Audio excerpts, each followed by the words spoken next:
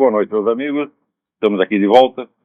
Como sempre, começamos invocando a Santíssima Virgem Maria, o Santo Padre e Filho de Petrantina, para que roguem a Deus que nenhuma injustiça se cometa nesse programa. Agora, aqui, um aviso fundamental. Antes de tudo, um grupo importante de exorcistas deu aí uma entrevista dizendo que o padre Gabriel Amorth tem toda a razão ao dizer que o novo ritual do exorcismo estabelecido depois do Concílio Vaticano II é ineficaz. O capeta não está nem ligando, nem ligando. Tem uma história antiga que o sujeito chega lá para exorcizar o capeta e diz: em nome do Senhor Jesus Cristo. Aí o capeta sai e diz: olha, Jesus Cristo eu ouvi falar, mas você quem é? Então, é isso que está acontecendo com esses novos exorcismos. São absolutamente inócuos. Para quem entende alguma coisa do assunto, saberá que isso já é uma explicação suficiente para muita coisa que está acontecendo no mundo. Literalmente, o capeta está à solta. Né? Só tem aqueles pseudo-exorcismos lá da Igreja Universal, né? Que dois capetas encontraram, né? Um estava triste, falando: pô, ninguém gosta da gente, todo mundo vira as costas, né? Daí o outro falou: não tem importância, vamos lá na Igreja Universal, que lá eles entrevistam a gente. Então, agora exorcismo só tem desse aí, tá? É para promover o capeta. Você vê, Santo Agostinho diz que não tem nada que o capeta goste mais do que você exagerar os feitos dele, você atribuir a ele mais malefícios do que ele é capaz de fazer. Ele fica contentíssimo, tem orgasmos lá no fundo do inferno. Então, o capeta, o inferno está em festa, não tem mais exorcismo. Se livraram do maior problema que tiveram durante 2000 anos, não acabou, mas está acabando. Liberou geral. Agora, você veja, saiu um relatório aqui da OEA, finalmente saiu um relatório enorme da OEA, sobre o caso de Honduras. Né? Ninguém vai dizer que a OEA é um órgão de direita, né? Então, examinaram e chegaram à conclusão que, de fato, o tal do Manuel Zelaya tinha infringido a Constituição, além de infringir a Constituição, cometer inumeráveis crimes, e que a deposição dele foi, portanto, inteiramente regular, dentro da ordem constitucional. Não houve golpe algum, não houve golpe nenhum. Agora, a mídia inteira está repetindo isso aí, né? E denunciaram a coisa na OEA. Nota que a OEA formou essa comissão porque o pessoal do Zelaya pediu. Foi um golpe, isso aí foi uma coisa horrível, temos que investigar e denunciar. Foram investigar e descobriu que era exatamente o contrário. Essa notícia vai ter a repercussão mundial que teve a gritaria da época em favor do Zelaya, mas nunca. Olha aqui que coisa, né, maravilhosa. Eles estavam lá discutindo, na época, a nomeação de juízes para a Corte Suprema. E existe um processo legal normal que faz uma lista de 45 candidatos. Para daí o presidente escolher um. Fizeram a lista, entregaram para o presidente, ele falou: não quero nenhum desses 45. Eu quero esses 3 aqui, que são meus amigos, que estão fora da lista. E daí disse: e se vocês não aprovarem, eu fecho o Congresso. O filho da puta fez isso, velho. Agora, o mais bonito, lembra, na época, no mês atrás, eu escrevi um artigo mostrando como o embaixador americano, Hugo Lawrence, foi cúmplice disso, como ele era um crítico, odiava o Roberto Micheletti desde muitos anos, e falou mentira pra caramba contra o Roberto Micheletti, e apoiou isso. Na comissão, né, que fez pressão sobre o Congresso, ameaçando o Congresso para forçá-la a desobedecer, a desrespeitar a lei, estava quem? O embaixador americano. Primeiro, o que o embaixador americano está fazendo numa comissão que decide nomeação de juiz da Corte Suprema de Honduras? Segundo, além de estar no lugar onde ele não podia estar, ainda estava lá para pressionar o Congresso a desrespeitar a lei. Ora, puta que pariu! Não tem mais limite mesmo. Né? Agora, nem tudo é má notícia. Olha aí. Na Academia Brasileira de Letras, no centro do Rio de Janeiro, está havendo lá uma exposição sobre vida e obras do José Guilherme Melchior. Exposição organizada pelo meu amigo José Mário Pereira, que é o editor mais culto do Brasil, aliás, o único editor culto já vi no Brasil. Depois que morreu lá o Zé de Barros Martins, o Zé Olímpio, e até o Enio Silveira, que era comunista pra caramba, mais comunista que Lenin, mas era um homem de muita cultura e era uma boa pessoa.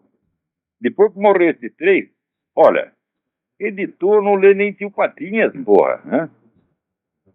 E está lá o Zé Mário em Pablo Colosso, né? Último sobrevivente de uma geração de...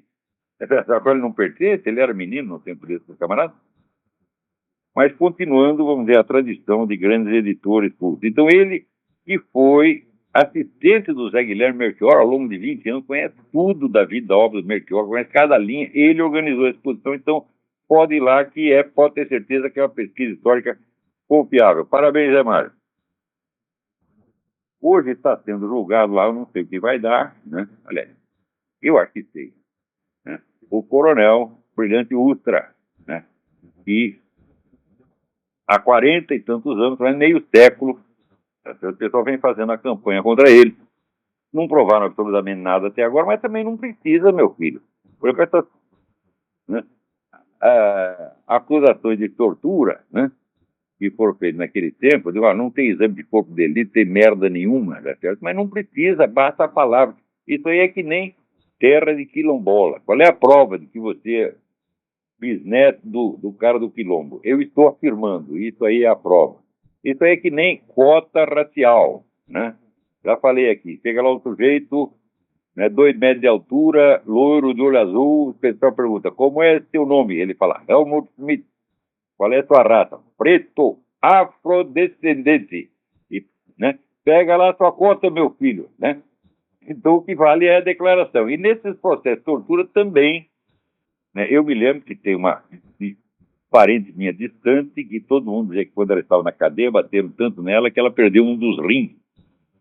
Só que eu sei o seguinte, eu fui a última pessoa que esteve com ela antes de ser presa e a primeira quando ela foi libertada, porque fui eu que fui buscar, tá certo? Na cadeia. E a mulher estava muito mais saudável do que quando entrou. Estava forte, corada, bem alimentada.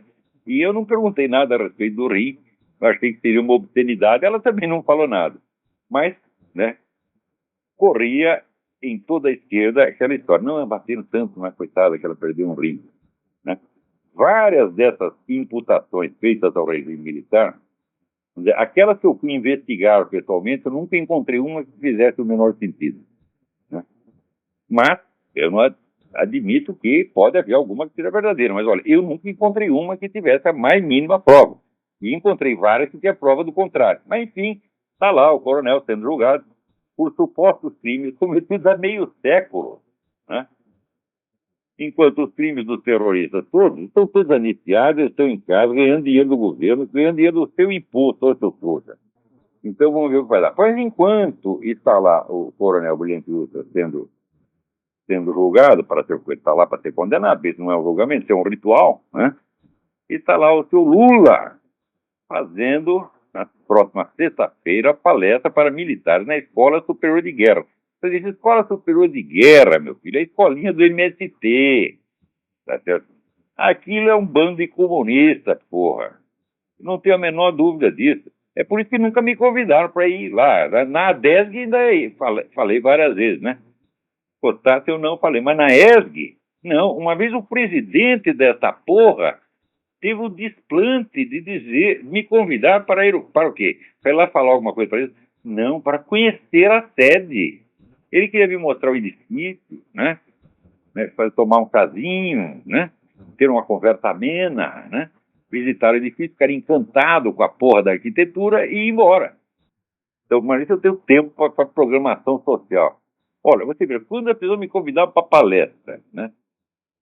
E já marcar uma palestra para dali 6 meses, né? E convidava para ficar num hotel de 5 estrelas, eu já ficava puto da vida. Eu falei, puta, peraí, você acha que nós, conservadores liberais, estamos com tanto dinheiro assim para gastar com essa merda? Põe num hotel barato, a gente vai lá e fala. Não vou cobrar nada para falar, né? Eu nunca cobrei nada para falar. Quando pagavam porque queriam, né? A gente sempre pagava micaria, mas tá bem, sempre está bem. Né? Mas ficar gastando dinheiro com festividade, com hotel, eu gastava tudo isso numa viadagem. Né? Agora, o cara me convidar para conhecer a sede, tu não tem mais o que fazer, general. Vai trabalhar, vagabundo. Né? Agora estão lá eles, né? O Lula vai discorrer sobre a Estratégia Nacional de Defesa, programa militar aprovado no seu governo, né? Ele diz defesa contra quem? Defesa contra a Farc, seu Lula? A Farc está lá, já ocupou metade da Amazônia, ocupou metade do país. É contra isso que as Forças Armadas vão defender? Não, as Forças Armadas vão defender a Farc. Você não vão permitir que ninguém toque nela. É esse o seu programa, quem é que não sabe, porra? Né?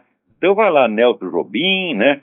O comandante da Marinha, comandante do Exército, aquele seu Enzo Martins Peri, tudo puxa saco. Quer dizer, a honra das Forças Armadas já foi para as picas há muito tempo. Os caras já desistiram, já abriram as pernas, os braços, tudo mais que tinha para abrir, já abriram, é? E... Alô, tem alguém na linha aí? Alô, quem é? Alô, Lavo? Sim, fale bem alto, que aqui não se ouve nada.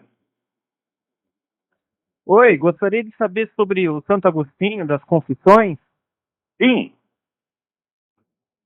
sobre como lê-lo, assim, como saboreá-lo, assim. como se você o estivesse escrevendo, como se fosse a sua história. Porque essa é que é a ideia. A essência, veja, Santo Agostinho inventou a autobiografia ocidental. Mas ele inventou mediante, vamos dizer, o recurso de ele fazer a sua confissão, contar a sua vida, perante um ouvinte onisciente, né? Que aquele não podia enganar, tá certo? Então isso quer dizer que à medida que ele contava a história, ele descobria mais coisas. O ouvinte sabia mais a respeito dele do que ele. Então, graças a isso, nasceu a consciência autobiográfica. Veja, se você estudar, tem a famosa História da Autobiografia na Antiguidade, de Georg Misch, M-I-S-C-H, grande historiador. Você vai ver que as autobiografias da Antiguidade eram praticamente autobiografias oficiais. As pessoas não tinham muito uma consciência clara da história do seu eu, da sua história interior. Isso aí quem descobriu foi Agostinho. Estou para dizer que foi a maior descoberta literária de todos os tempos. Tá certo? Então, Agostinho, nas suas confissões, ele não está somente contando a sua vida, ele está mostrando para você como se faz uma confissão. Como a pessoa sonda a sua própria alma, tá certo? Desde os tempos mais remotos, que ele lembra de pensamentos que ele tinha no bercinho, né? E eu já era um filho da puta naquele tempo, olha aqui as ideias que eu tinha, e assim vai. Quer dizer, ele vai impiedosamente, né, descobrindo os truques da sua alma para escapar da verdade e mostrando como sua alma colaborava com o capeta, tá certo? Então, isso aí é um manual de autoconhecimento. É assim que você deve ler. Não para conhecer a vida de Agostinho, mas para conhecer a sua própria. Muito bem. Agora, falando nesse assunto, você vê. Diz que vai sair um livro por uma editora do Rupert Murdoch, dizendo que o presidente americano Barack Obama é descendente de Jesus Cristo em linha direta. Ora, porra! Né? Já tinha aquela dupla de inglês maluco, Bajet e não sei o quê. E, né, eu me lembro que 30 ou 40 anos atrás, uma mulher chegou para mim, uma aluna maluca chegou para mim e falou: aqui, esse livro acabou de sair pela BBC, né, conta que Jesus Cristo casou com Maria Madalena, foi para o Japão, teve um monte de filho japonês, né, os quais agora estão todos na Inglaterra e não tem nenhuma cara de japonês. E daí, pode levar embora o livro. Ela disse, não, mas é uma pesquisa séria, de pior ainda. Né? Eu sei que vai fazer uma pesquisa séria, um treco desse, mostra que é maluco, evidentemente, né? Mas agora está aí, entre os descendentes japoneses de Nosso Senhor Jesus Cristo, está lá o Barack Obama, japonês como ele só, porra. Né? Então, agora, veja você, enquanto estão fazendo isso aqui nos Estados Unidos, lá na Rússia, né, agora descobriram que o Vladimir Putin é a reencarnação de São Paulo Apóstolo. Olha, minha gente, se isso aí, né, não é o reino do anticristo, o império da mentira instalado sobre a humanidade, eu não sei que merda eu não sei que outra coisa mais o anticristo pode inventar depois dessa, porra. Quer dizer, tá ali Barack Obama e Vladimir Putin, né, são enviados de Deus Todo-Poderoso. Um é a reencarnação de Jesus Cristo, ou descendente de Jesus Cristo, outro é a reencarnação de São Paulo Apóstolo. Né, e tá lá o cordão do puxa-saco. Agora, note bem, Essa falsificação da religião é um elemento fundamental na concorrência dos 3 esquemas de nova ordem mundial. Agora, até alguém me informa aqui que o Glenn Beck acabou de descobrir que existem 3 esquemas e está falando isso na televisão. Fala, né? Descobriu que merda fede, como diz, né? É claro que tem 3 esquemas. Pô, é só investigar, estudar um pouco, você vê que são esquemas que têm origens históricas independentes. Né? Quer dizer, aí você não vai confundir a história do grupo, né, Bilderberg, Federal Reserve, etc., etc., com a história do movimento comunista, que é uma história independente, começou na Europa, veio aqueles movimentos heréticos, né, da Renascença, Thomas Müntzer e outros. Então tem a sua própria história. Né? A formação dessa elite, né, metacapitalista, como gostou de chamar, também tem a sua própria história. E o Islã também tem a sua própria história. Essas 3 histórias não se confundem, são linhas de desenvolvimento histórico independentes. Então, são de fato 3 esquemas independentes. Porém, esses esquemas, que estão em competição pelo domínio do mundo, também têm áreas de interesse comum. Né?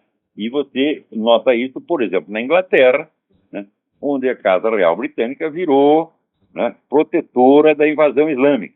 Tá certo? Então, quer dizer, é porque tem algum interesse em comum. Esse pessoal não vai fazer as coisas só pelos belos olhos das pessoas. Nessa concorrência, a falsificação do cristianismo é um elemento essencial. E eu acho que eles estão disputando para ver quem falsifica mais. Né? Então, por exemplo, já contei aqui para vocês que o pessoal lá do Putin, há muito tempo, há muitos anos, já está divulgando a ideia falsa de que o Papa João Paulo II já fez a consagração da Rússia, tal como pedido por Nossa Senhora em Fátima, e de que, portanto, a Rússia já está santificada e já está com a autoridade toda de porta-voz exclusiva de Nosso Senhor Jesus Cristo, né, mediante o contrato de exclusividade. Isso quer dizer que, em vez de haver a conversão da Rússia, né, à Igreja de Roma, haverá o contrário. Né? A Igreja de Roma é que vai se integrar, né, na Igreja putinesca e trabalhar para o Vladimir Putin. Isso aí é o programa que já estava nos livros do Sr. Jean Parvulesco, que é um colaborador do professor Alexandre Dugin, aliás, escritor muito melhor do que o Dugin, é uma cultura imensa, escritor admirável, no fim das contas, mas um bom filho da puta. Né? E também tem um outro autor espanhol, que agora eu esqueci o nome do desgraçado, que é também, por sua vez, um colaborador do Parvulesco. E ele lançou essa tese, assim, como que não quer nada? Ele diz, agora que a Rússia está consagrada pelo Papa, está consagrada ao Sagrado Coração de Maria, pronto, agora a Rússia está com a corda toda e vamos aí dominar o mundo. É assim o negócio, gente. Porra, né? Por isso esse negócio de religião, eu vou falar de religião, você toma cuidado com a sua carteira, né? E aqui nós temos tanta merda essa semana. Olha aqui, na Itália, na Toscana, né, o padre, tem um padre ítalo-argentino lá chamado Hernán García Pardo, foi agredido a socos e pontapés. Sabe por quê? Porque ele estava rezando a missa pré-conciliar, né, a missa de São Pio V. Não pode, a missa do Concílio de Trento. Ele estava lá rezando, o Papa autorizou. Né? A missa voltou, todo lugar tem, agora aqui tem, só não tem no Brasil. No Brasil isso é a raridade, a realidade. Para encontrar a missa tradicional, você tem que rezar nas catacumbas, né? Mas no mundo inteiro tem, voltou, está fazendo um sucesso extraordinário. Aqui a missa onde a gente vai estar sempre feia, né? Você vê, quem rezava a missa tradicional, ele ia lá, tinha um padre nigeriano, né? Era um padre, como direi, afrodescendente, né? Ele estava lá rezando a missa tradicional. Então, na Nigéria está cheio de missa tradicional, aqui também, né? E na Europa também, tudo até lugar. Mas estava lá, ele na Toscana rezando isso, os caras avisaram, mandavam um recadinho para ele assim: você tem sido forte, mas nós vamos rachar a sua cabeça. Assinado seu amigo Satanás, né? Daí foram lá e bateram no padre mesmo, né? E aí, pelo crime de rezar a missa tradicional. Por outro lado, vejam vocês, né? Eu li aqui no site naturalnews.com, que é um site que sempre procuro acompanhar, a notícia de que duas firmas, uma é a Monsanto e outra é a DuPont, estão comprando todas as companhias que vendem sementes. Atenção, né? Esse negócio de semente sempre foi coisa de pequenas firmas, fazendinha, né? Os freitos lá, junta semente, vende, né? Sempre foi isso. Os caras estão comprando tudo quanto é companhia de semente. Vocês entendem o que isso significa? Isso significa que a alimentação do mundo vai estar na mão dessas duas companhias, que são dois pilares da nova ordem mundial. Dois pilares do controle absoluto do mundo pela elite iluminada. Você lembra quando, veja, o José Bové, aquele líder ecologista francês, né, quando esteve aí no Brasil, ele foi lá, invadiu lá um quintalzinho da Monsanto, arrancou umas plantinhas, né, fazendo aquele show como se fosse, né, abalar, né, arrancou uns pés de alface da Monsanto. A Monsanto ficou abaladíssima com isso, né?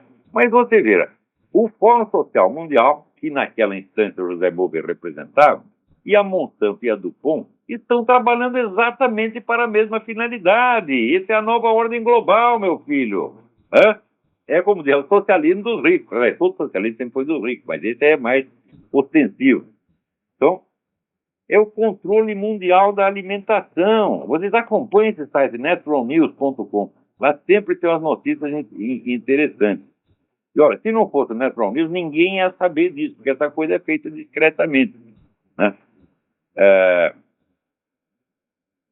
Então, eles estão fazendo isso desde 1990, quietinho, pondo no cu do mundo, né? Silenciosamente, com barris de vaselina e ninguém sente nada. Não é nem vaselina, é aquele negócio, como é que os caras chamavam? Era, sei lá, era um negócio anestésico, né? E filocaína, é isso mesmo. Né? Então aí, toneladas de filocaína e ninguém sente nada. Agora, vocês imaginam o que é o sujeito controlar a alimentação no mundo. Ao mesmo tempo que a Monsanto e a DuPont estão fazendo isso, né, a ONU está lá bolando aquele seu códex alimentário, né, onde diz o que você pode comer e o que você não pode. Né? Aqui, a garota propaganda dessa campanha do controle estatal da alimentação é a mulher do seu Barack Obama. Né? Ela vai lá e diz, não coma comidas gordurosas, né? Mas depois ela vai na cozinha e come lá um cachorro quente escondido, né? Que nem o marido dela, não pode fumar, campanha antifumo, e ele vai lá fumar escondido no corredor. O presidente dos Estados Unidos vai lá fumar escondido. Então, né? Isso aí me lembra um português que eu conheci que foi lá no restaurante Macrobiota, né? E pediu o cardápio, né? Então, tinha lá abobrinha com tofu, né? Aquelas coisas maravilhosas e tal, né? Daí ele olhou pro garçom e falou, mas lá no fundo tu comes um bom bife, né? Então, é a mesma coisa, né? A dona Michelle Obama, no escondidinho, ela come um bom bife enquanto o marido dela pita lá o seu cigarrinho, né? Agora, tem coisa assim que ninguém pode competir com o brasileiro. Ninguém.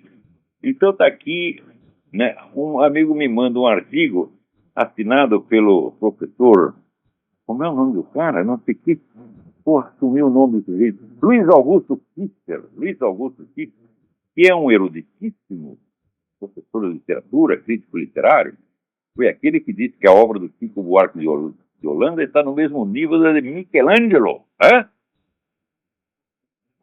Então, né, você imagina, né, a influência que essa declaração teve em todos os estudos de história da arte e literatura no mundo. Imediatamente, né, todas as universidades, Harvard, Universidade Gregoriana, todas mudaram o seu programa de estudos literários para colocar lá o Chico Buarque de Holanda, né, no topo da cadeia alimentar. Então agora vem esse idiota, né, e escreve. Não, isso é uma cara de idiota, tem uma habilidade, não se pode, não, né?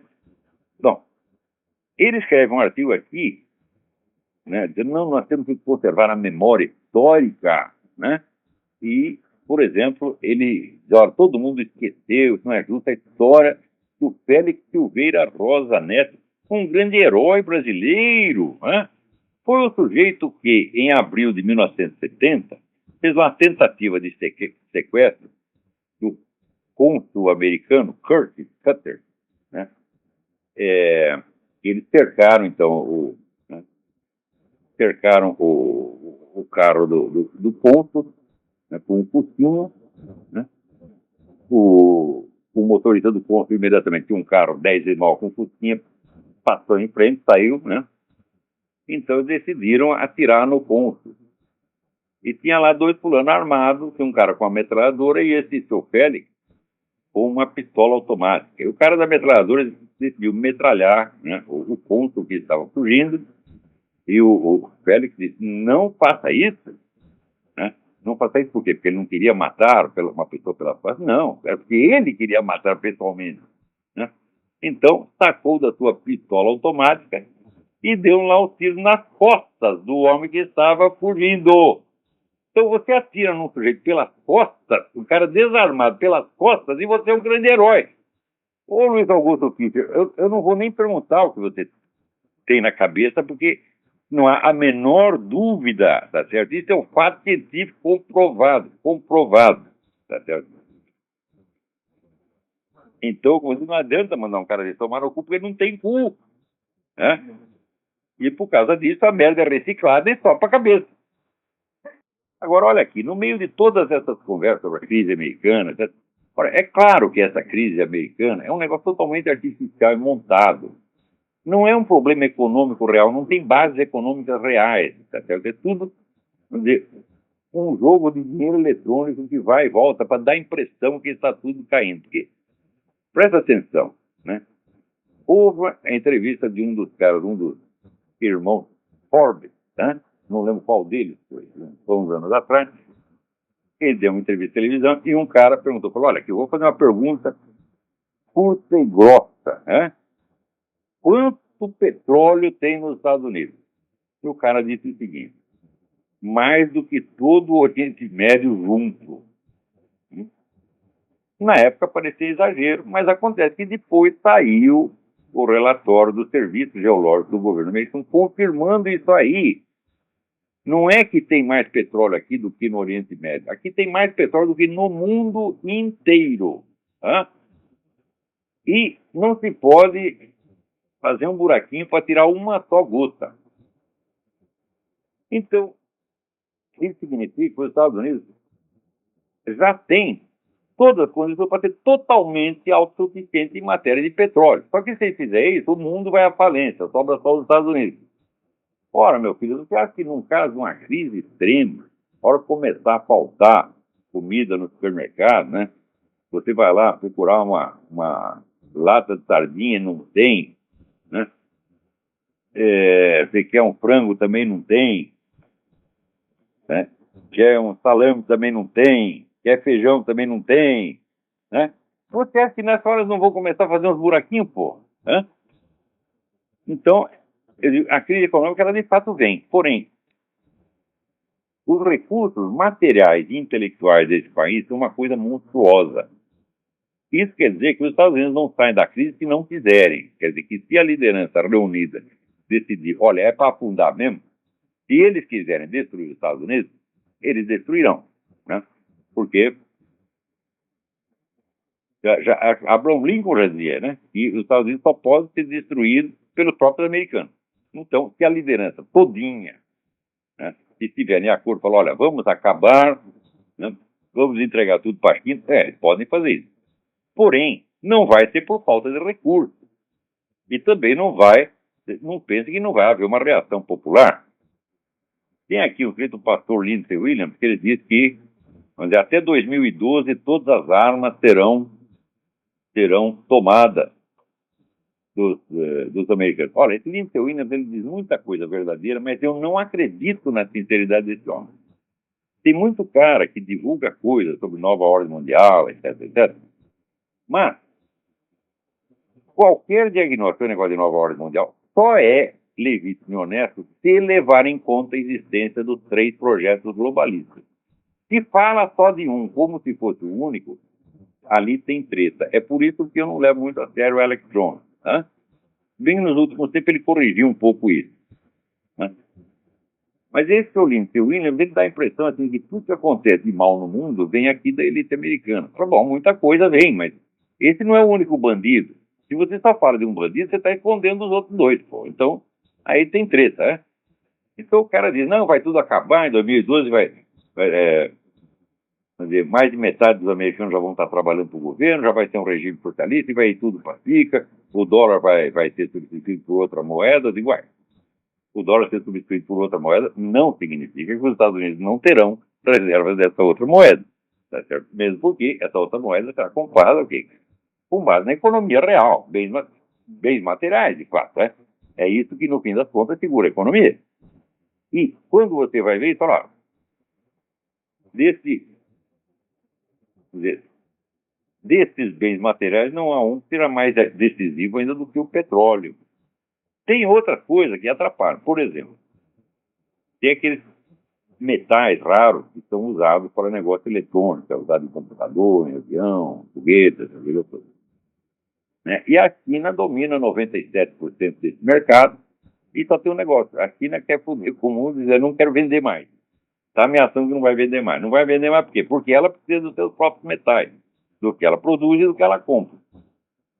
Bom, isso nem aconteceu ainda. A China só está pensando. Enquanto já apareceram várias companhias americanas que vão entrar nesse mercado, pô. Porque vocês pensam também que o americano é tão tonto, que vai deixar assim destruir o país? Claro, tem gente que está aí para destruir o país. O próprio presidente foi contratado para isso e bem pago lá pelo príncipe saudita para fazer isso. Tá certo? Mas esse pessoal não é onipotente, né?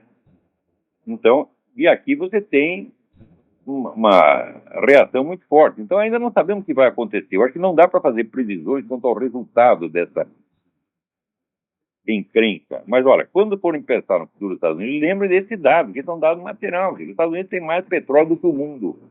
Né? Vamos ver o que mais. Aqui, olha aqui, olha aqui. Olha que coisa. Saiu outro dia aqui, né? Uma nova biografia, né, dos Beatles, né, com uma série de informações novas fornecidas pela senhora Yoko Ono. Yoko Ono. Dentre essas informações, era o seguinte. Ela e o John Lennon, tá certo, estavam em ativo processo de conversão ao cristianismo. Primeiro dado, ninguém sabia disso, né? Só iam na igreja, né? Só liam Bíblia, tá? Ninguém sabia, não pega bem, né? Então, John Lennon é aí apregoado como se fosse apóstolo do capeta. Né? Segundo lugar, o John Lennon era o maior fã do Ronald Reagan. Né? E dizia que esse negócio de teoria de evolução é tudo empulhação. Né? Então tá aí, o John Lennon era um conservativo. Só que é o seguinte, esconderam isso durante 40 anos, porra. Né? Quer dizer que o cara que era o maior ídolo, era o emblema da Revolução Mundial, ele não era nada disso, ele era o contrário, porra. Só que só agora apareceu, deixa eu ver o nome do cara aqui. The Gospel According to the Beatles. É o autor Steve Turner. Ah, outra coisa, pior. Isso o John Lennon passava horas ouvindo na televisão as pregações do Pat Robertson e do Billy Graham. Vê se pode, né? Então, aqui o padre Luiz Carlos Lodi da Cruz diz que está preparando lá, né, uma tese de doutorado em bioética e o assunto é muito difícil, muito complexo, é mesmo, né? E ele pede para que as pessoas orem pelo sucesso dele. Vamos fazer isso, padre. O senhor é um herói brasileiro. Todos nós amamos o senhor. Amamos mesmo. Né? Homem de coragem, né? E um verdadeiro cristão, homem sincero, merece todo o nosso apoio. Agora, está aqui. O padre, ela está fazendo a sua tese. Sabe o que estão fazendo na Inglaterra enquanto isso? Estão criando híbridos de humanos e animais. Eles já estão conseguindo. Então, daqui a pouco você vai ver seres humanos com chifre, né, com rabo, né, e peludos como um urso, né? Com bico como galinha. Vai ser uma maravilha. Você lembra aquele bar do filme Guerra nas Estrelas, né? Que tinha uns bichos tudo misturado? Vai ser assim, mas olha que coisa maravilhosa, estética, né? Então, olha, tem várias pessoas que eu desconfio que já são híbridos. Eu não posso dizer os nomes, né? Mas tem cara que eu olho, eu vejo, ele foi fruto da hibridação do ser humano com uma galinha, né? Outro foi com um tatu, né? E assim por diante. Mas é apenas uma desconfiança que eu tenho, não posso provar. Mas agora os caras já estão fazendo, né? Agora, o pessoal aqui me pergunta, leram meu artigo sobre o atentado na Noruega, só que a coisa é a seguinte, eu ali não disse tudo, tem muito mais coisa, né? A primeira coisa é o seguinte, em qualquer análise, né? Claro, no programa de 29 de junho eu já tinha lembrado, né, as manifestações violentas, né, de invasores islâmicos na Noruega que vinham acontecendo desde 2 anos atrás e que a mídia não falava nada, não saiu uma noticinha. Dá a impressão que na Noruega está tudo bem, né? Bom, tudo que vocês lerem sobre terrorismo, vocês não podem esquecer o que é terrorismo. A definição de terrorismo foi dada por Lenin, é a propaganda armada. A propaganda armada não faz o menor sentido quando desacompanhada de um plano estratégico para o seu reaproveitamento, no mínimo publicitário.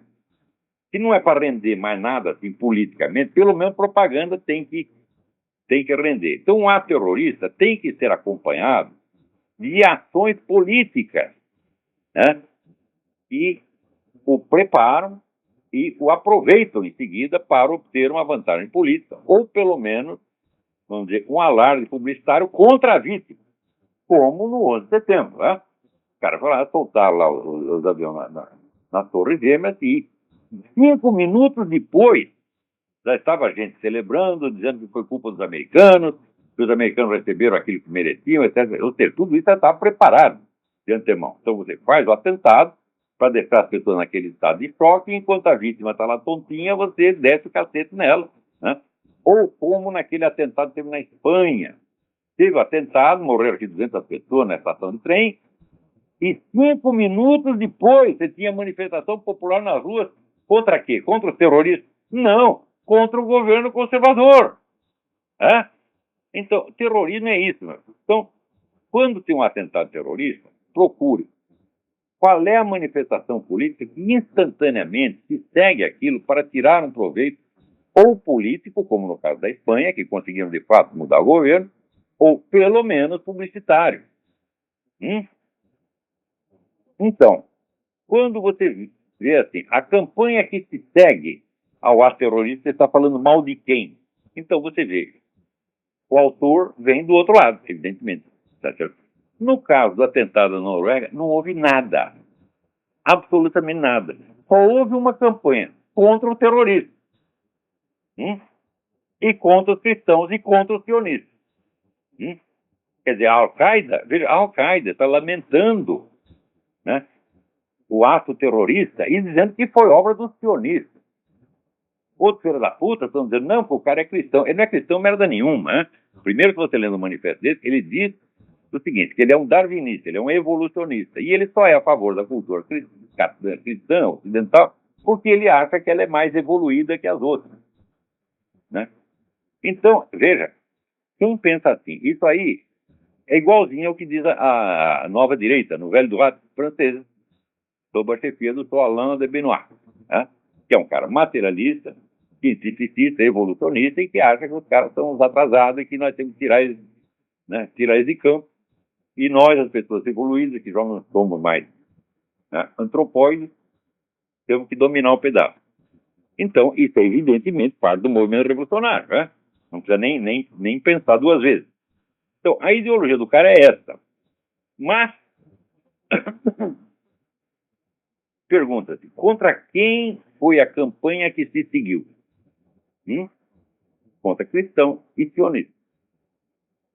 Então, meu filho, da onde vem o negócio? Vem do outro lado. Essa é a coisa mais óbvia do mundo. Então, esperem que a história desse ato ainda vai aparecer. Por exemplo, assim como apareceu, né? A história dos famosos movimentos neonazistas na Alemanha estava pipocando de movimento neonazista. Depois que caiu a União Soviética, né? E que caiu a Alemanha Oriental, fundiu com a Alemanha Ocidental, então o cara que era o chefe do serviço secreto da Alemanha Oriental deu uma entrevista dizendo, sabe esses movimentos neonazistas aí? Foi nós que fizemos. Nós que criamos esses caras, tá certo? Para criar confusão e pânico e camuflar a nossa atividade, e camuflar muito bem, aliás. Então, meu filho, espera um pouco, porque a verdade nunca tem pressa, né? A mentira tem sempre pressa porque você tem que aproveitar enquanto a vítima está meio tontinha, né? Se assusta ela e solta um monte de mentira em cima. Mas a verdade vai aparecer. Então, pela lógica do terrorismo, então só tem duas hipóteses. Quer dizer, ou o cara é um grupinho isolado e louco mesmo, o que eu não acredito, mas de jeito nenhum, né? Assim como a história de que o Lee Harvey Oswald era um cara isolado, mas como isolado, o cara teve contato com o serviço secreto soviético. Teve contato com o serviço secreto cubano, que acabado de voltar de Cuba e era militante comunista, e ele dá um tiro no presidente e o pessoal acha que não foi iniciativa comunista, que foi coisa da CIA. O que é isso? Você é muito idiota para acreditar numa coisa dessa, né?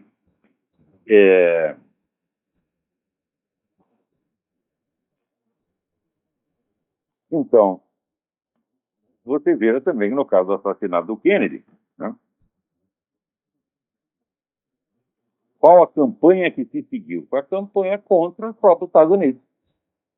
Foi a CIA, foi a conspiração interna. Não teve nenhuma campanha anticomunista que se seguiu ao assassinato do Kennedy. Então é lógico que foi iniciativa de quem? Comunista. Né? E é sempre assim. Né? Então, tem a propaganda armada, daí você vê. Contra quem é a propaganda desarmada que se segue? Então está lá o indicador, é como se fosse um poste com a placa de trânsito, dizendo de onde vem o atentado, meu filho. Né? Que a campanha, que se o aproveitamento político que se seguiu é contra cristão e sionista, então veio de alguém que não deve gostar muito deles, né?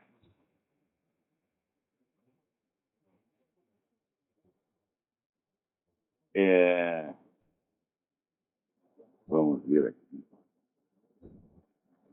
Tanta coisa aqui que eu fico atrapalhado. Aliás, eu queria até mencionar aqui. Olha aqui, olha, quem está vendendo armas para os traficantes mexicanos era o próprio Departamento de Estado. Já tem a denúncia circulando agora, né? Isso aí vai acabar aparecendo. Mas, naturalmente, eles não conseguem amortecer isso completamente, mas conseguem amortecer durante algum tempo, né? Então é que nem diz o Lula, isso não é problema, porque vai levar 40, nem o negócio do mensalão, o cara foi acusado pelo mensalão, né? Tem problema que eles vão levar 40 anos para julgar isso, até lá eu já estarei no inferno mesmo, e lá ninguém me atingirá, estarei protegido pelo Satanás. Né? Então, é isso aí. Agora, eu também queria, não vai dar nem tempo de comentar aqui, né? Mas você veja, o seu Sidney Silveira, quando eu acusei de ter cometido um crime de difamação, ele quis dar a impressão que era um debate filosófico. Ele começa, então, a discutir filosofia e nem menciona o fato que foi o início da discussão. Ele encobre a coisa. E pior, ainda usa para encobrir toda a doutrina sagrada da Igreja Católica, de São Tomás de Aquino. E não sei. Quer dizer, é uma coisa de um comportamento tão de vigarista mesmo, né, que só consegue enganar aquele público dele, né? E cuja cabeça você já vê esse artigo que eu publiquei, como é que eles responderam? Também ninguém falou do assunto. Eu digo aqui, o seu Sidney Silveira falsificou um texto meu para indispor contra a minha Igreja Católica. Isso é crime de difamação. Foi isso que eu disse. Eles não respondem uma linha a isso. Né? Começa a falar de outras coisas, uns falam de doutrina querendo parecer santinho, outros começam a me acusar de não sei de coisa, de não sei de que coisa, dizendo, você lá com a sua primeira mulher, você estava fornicando. O seu lado de Carvalho estava fornicando. Foi 45 anos atrás. Né? E o pior é que o cara ainda disse, você tinha que dizer, né? Você tinha pelo menos que dizer, isso aí são pecados que já foi confessado. Eu digo, mas escuta, mas eu confessei já pro padre, por que eu tenho que confessar de novo perante você, ô filha da puta? Vai lá fiscalizar sua mãe, hein? Quem sabe eu forniquei com a senhora sua mãe também. Porque eu digo, agora já que virou público, eu confesso, eu era o maior fornicador da paróquia. Eu era um filho da puta, meu Deus do céu. Vocês me entenderam ainda? Hã? Então, não, isso que eu estou fazendo para vocês não é a confissão, não, porque vocês não têm nenhum poder para me absolver. Eu, né? Um padre devidamente ordenado já me absolveu, e vocês vão tudo tomar no cu, não tem nada a ver com meus pecados. Né? Meus pecados são uma merda, mas são meus. Né? Não é de vocês. Então respondiam com essa merda, tudo, mas desconversando. Olha, eu não falei mal do Sidney Silveira. Eu não disse que ele é um mau filósofo, eu não disse que ele não entende São Tomás daquilo. Eu disse que ele é um criminoso. Eu fiz uma imputação criminal ao cara, porra. Eles não respondem isso, encobrem sobre discussões doutrinais ou xingamentos. Né? Ainda dizendo que o filósofo boca-suja sou eu. Eu posso ser boca-suja, meu filho, mas eu nunca me meti nas fornicações da senhora sua mãe, do seu pai, ou nas suas. Né? Você pode fornicar à vontade, que o último que vai investigar isso sou eu. Né? Então, agora, o seu filho, depois disso, né? De passagem, eu fiz uma observação sobre o ensinamento do Josino Silveira. Não consigo me interessar pelo ensinamento dele, porque eu assisti uma aula pelo YouTube e fiquei boquiaberto, tanta besteira que saiu ali em tão pouco tempo. Né? E dizendo o seguinte, ele tinha exposto uma tese contra o intuicionismo, quer dizer, a capacidade humana de apreender essências, né? A essência dos objetos, e daí ele dava um exemplo que provava exatamente o contrário. Eu falei, mas escuta, isso um professor não faz. Por quê? Você expor uma tese geral, qualquer idiota faz. Você lê aquilo e você repete. Agora, na hora de você aplicar a coisa ao caso concreto, é que se revela se você entendeu o que você mesmo está falando ou não. Portanto, na atividade pedagógica, vamos dizer, o teste decisivo da capacidade do professor é o exemplo que ele dá. Porque, primeiro, o exemplo troca em miúdos uma explicação genérica. Segundo, o exemplo faz a conexão entre teoria e realidade, a realidade da experiência. Então, repetir doutrinas, qualquer papagaio repete, qualquer computador repete. Agora, encontrar exemplos eficientes na vida real, essa é a marca do professor. Então, o seu Silveira expunha uma tese e exemplificava exatamente o contrário, sem perceber que era o contrário, meu Deus do céu. Daí o que ele faz? Qual é a resposta dele? Faz de conta que não viu, né? E começa e faz uma nova exposição contra o intuicionismo. Como se eu estivesse na minha comunicação, né, defendendo o intuicionismo e não apenas mostrando a inépcia pedagógica do seu Silveira.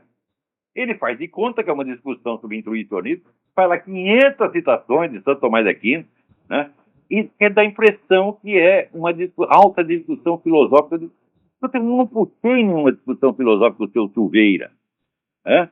Porque até agora eu só vi o seu Silveira fazer uma coisa, pegar texto Santo Tomás de Aquino e repetir. Eu digo, qualquer manual faz isso, qualquer computador faz isso. Agora, pegue alguma coisa real e examine. Vamos ver a sua capacidade de compreender a doutrina não em si mesma, mas tal como aparece na realidade. E ali, no caso do exame que ele fez do intuicionismo, onde a crítica em si, a crítica tomista ao intuicionismo, é claro que não está errado. Só que, também outra coisa que o Silveira não percebe. Quando Santo Tomás de Aquino fala em essência, ele quer dizer uma coisa. Quando um autor moderno, como Husserl ou Benedito Croce, fala em essência, está querendo dizer outra coisa completamente diferente. E ele não percebe. Então ele diz, olha, os caras dizem que a gente apreende essência. Santo Tomás de Aquino diz que só os anjos apreendem essência. Então eles estão errados. Ele diz, ai, meu saco. Você está se deixando enganar por uma palavra. Por quê? Porque você só sabe ler texto, meu filho. Ler e repetir texto. Quando chega na hora de aplicar na realidade, você não sabe o que está fazendo. Né? Então, bom, eu vou publicar uma coisinha sobre isso, sobre isso para esclarecer. Agora, informo. Eu faço ao seu Silveira uma acusação criminal, ele responde com um debate filosófico. Né? Eu digo que ele é um professor de merda, né? E ele responde com uma crítica ao intuicionismo. Mas isso é teatro, ele está fingindo que a situação real é outra. Né? Eu estou aqui numa discussão de fatos comprometedores, um fato criminoso e um fato vergonhoso. Ele pula fora do fato e quer fingir que está tendo um debate filosófico comigo. Agora, talvez eu tenha algum debate filosófico com o Sidney Silveira quando ele cresceu um pouco. Porque o Sidney Silveira é o resultado seguinte: é uma pessoa com uma personalidade vacilante, mole, mal desenvolvida, que lê um monte de livros. Ora, quando você aprende alguma coisa, quando você amplia o seu circuito cultural, tá certo? Isso cria um peso do seu intelecto sobre a sua personalidade. Então, primeira coisa que acontece com o estudante é ele ficar neurótico. Então, daí você tem que remanejar a personalidade para torná-la capaz de arcar com aqueles conhecimentos na vida real. O Silveira não fez isso. Leu, e mostra que quando você fala de um fato real, ele está completamente fora da sua atmosfera e quer voltar rapidinho para as belas discussões doutrinais. Pior, no Brasil está cheio de gente assim. O doutrinarismo, o abstratismo são doenças crônicas do subdesenvolvimento. E não é só subdesenvolvimento econômico, é subdesenvolvimento humano. Personalidades mal feitas, fraquinhas, incapazes de enfrentar a sua própria realidade.